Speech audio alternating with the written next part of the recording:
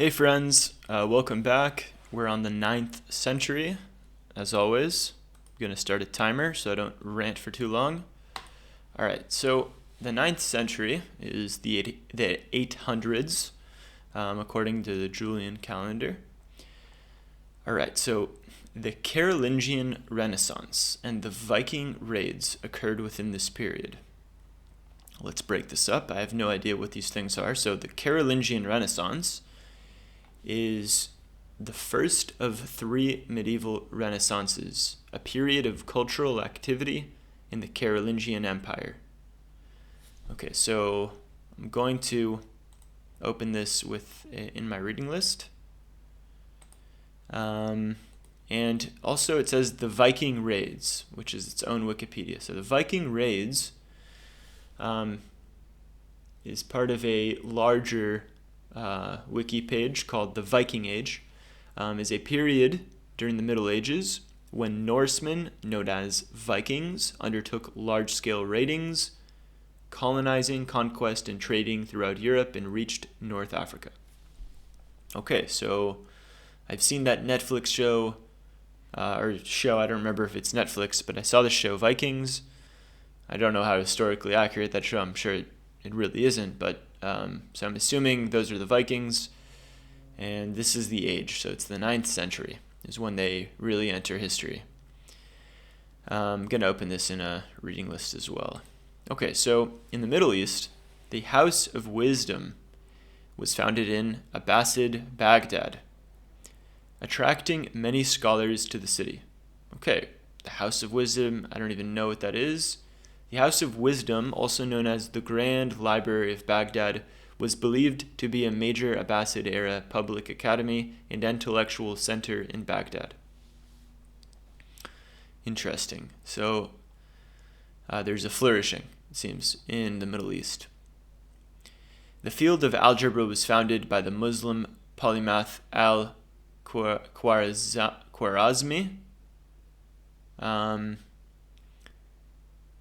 The most famous Islamic scholar, Ahmad ibn Hanbal, was tortured and imprisoned by the Abbasid official. I'm not even going to try to pronounce that.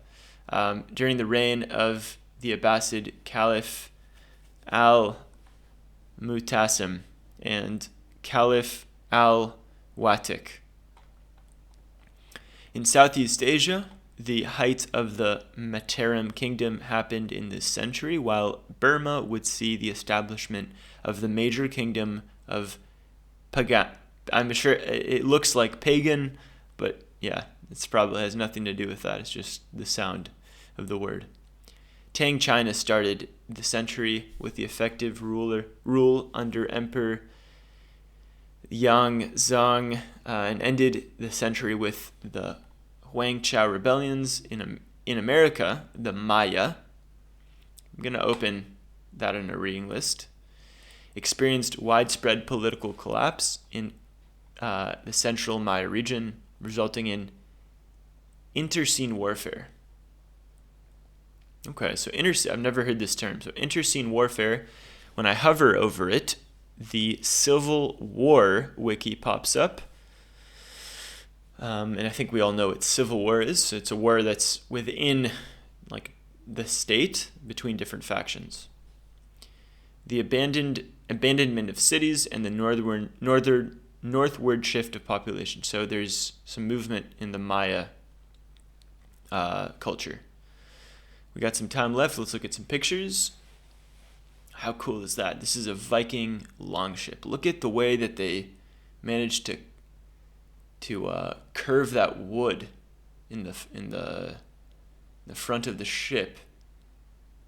Amazing. And the way it just kind of turns into a curlicue at the end. Unbelievable. Marks like a woodworking. Really, really cool. It's something else.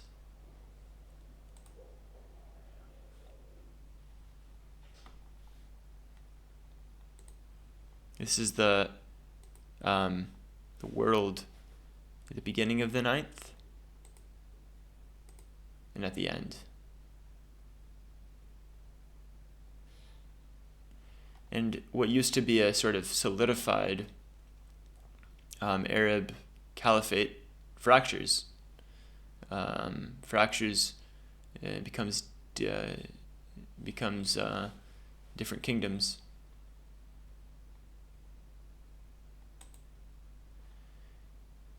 Wow, look at this. Look at these elephants. This seems to be like in India and it's in central Java, so I think that's Indonesia.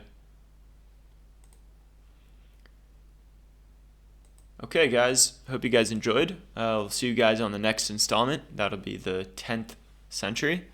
Have a good one.